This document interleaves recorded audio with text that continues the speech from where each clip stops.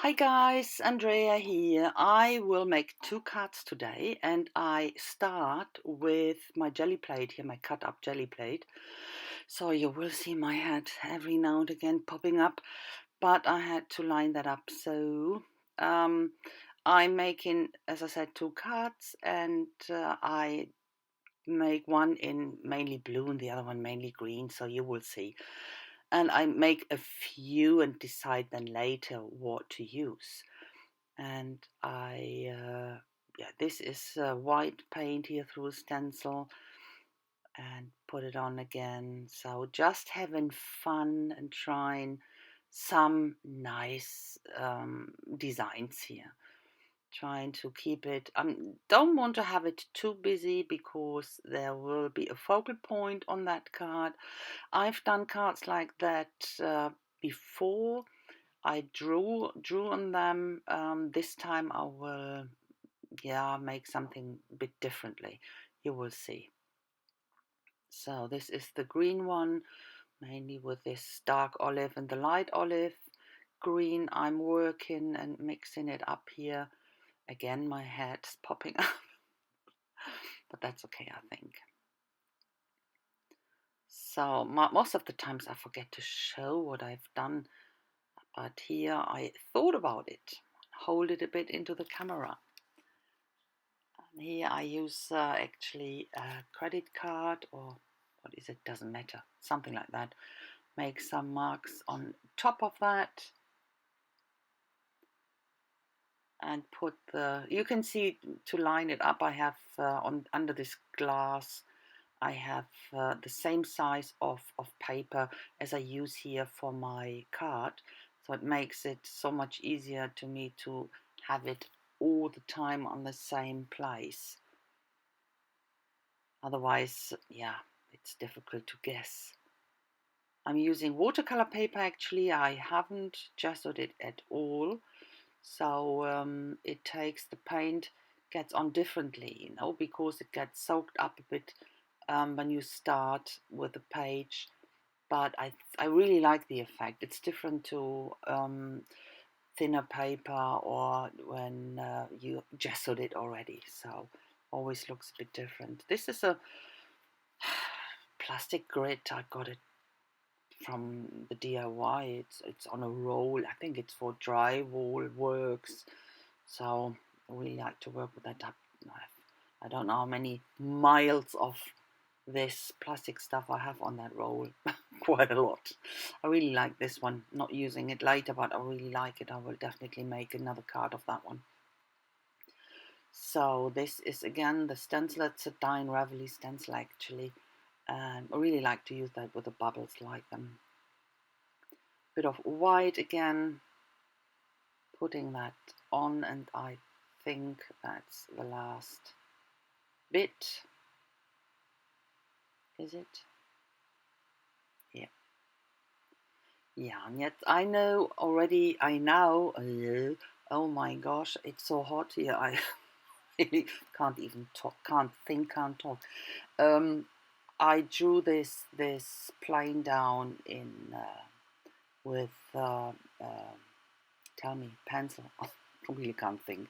I got this image from graphic stock, so I used it as my reference, drew it down, and go around with my Pitt pen. And now I use some rust. My rust medium, this iron, I put a coat of iron as a primer, and then on top a thick layer of that. It's iron mixed in a medium to keep it down, of course.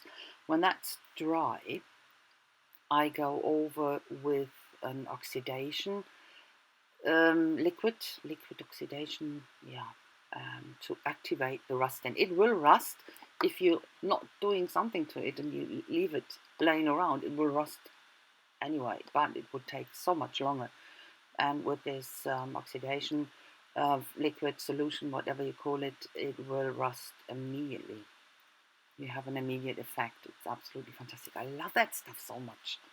So I will show you what I've made here. These are all my cards I made with a GelliPrint, and I choose now which one I will use. So for the second card, the green one, I will use this die cuts from Tim Holtz, and they are two, and you can put them on top of each other, whatever. I like to put them on top of each other because you have so much more, it's more solid, more dimension. So trying to find out which card in which direction and so on. I show you that to tell you, or to show you that, yeah, all of us are fuzzing around. This is far too busy. I go for the left one because I want to have the tree, of course, as one of the focal points. And then with the plane, this is actually a card for, you can see here the rust already, a card, or both cards, for someone who wants to give that to the teachers now after, or when the kids are going into holidays and they're leaving the class forever. So they're saying goodbye to their teachers and saying thank you with this card, and I think a little gift as well. And this teacher, for example, he is absolutely very much into everything aviation, so that's why I think a plane is the right thing to do. And I glue it down here with, of course you can see why I didn't, yeah, drew here on that piece of paper. When something goes wrong, you have to start all over again. I didn't want to do that, so gluing these trees on top of each other. It's slightly off, really only slightly off centered, and thinking again, which one should I use? Not sure. Tapping with my finger won't help, but definitely that one. And what I will do with the die cuts here, with the cutouts, with these bits, I use that to have a bit of shading in the background. I lay it down here, a bit off centered, and go with grey in the background, very, very lightly. So it's only a hint of paint and color, that I don't want to overdo it. Only that you could say, oh, is there a shadow in the background? Yeah, the light grey, and you don't really see it. No, but when I remove that, you will see it. Okay, so as I said before, it's slightly off-centered here. Perfect. And then I glue it down. Actually, it's not in grey, it's in green, the same green. Talking rubbish again. I can't remember, and I've done it yesterday, and I can't already remember. Yeah, memory loss. I think it's my age, definitely. Okay. A bit of shadows here with my, that's a graphite, a water-soluble graphite, and bit on that side as well. Activated with my husband is slamming doors. Activated here with my water tank brush, and the same of course with this little plane. And that it's not that it should tell the teacher, because it's of rust, that he is old or so. I hope he's not misunderstanding that. But yeah, I don't know, I quite like it. It puts texture on it, and it's interesting, and really puts a lot of interest to it, and that's why I do it. And a bit of shading under here, again activated with my water tank brush. And that's what I like to do. I frame it with these lines. It put everything so nicely together. It is, yeah, it brings it together. That's what I think. And a little word on the right, and that says Punktlandung. Of course, it's a German word. Punktlandung means when, this parachute jumpers, so when they're jumping on a point, jumping out of the plane and landing on a point, that's Punktlandung. That's landing on a point. But we always say that when someone works perfectly, when someone did something on the point, or perfectly, really perfectly, that's why we say Punktlandung. So these are actually leftovers and skins from a pouring I've done. I kept it and I use it here for some of the dots. Here I'm fuzzing around with this really big dot, but I didn't use it at all. So using only the ones they are already down there.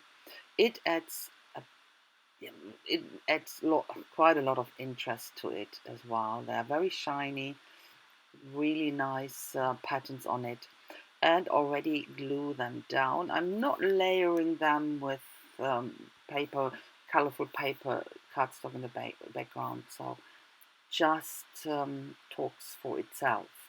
But I glue them down dimensional here with my 3D foam tape. Ran out of the white one, doesn't matter, I have enough of the thinner one. Okay, so that's it. These are the close-ups already. You will see some pictures coming up, and I hope you like it. I really had fun making them. I like this, the way to make cards like this. I really, really like it. And I hope you like it. If so, please give me a thumbs up and even leave a comment. I really appreciate that and would be happy about that. Oh, here, by the way, you can see this skins on top. They're absolutely beautiful. Love them. So that's it. I say thanks a lot for watching, guys, and I hope you will have a fantastic time, and I hope I will see you soon with my next video. So bye bye, guys.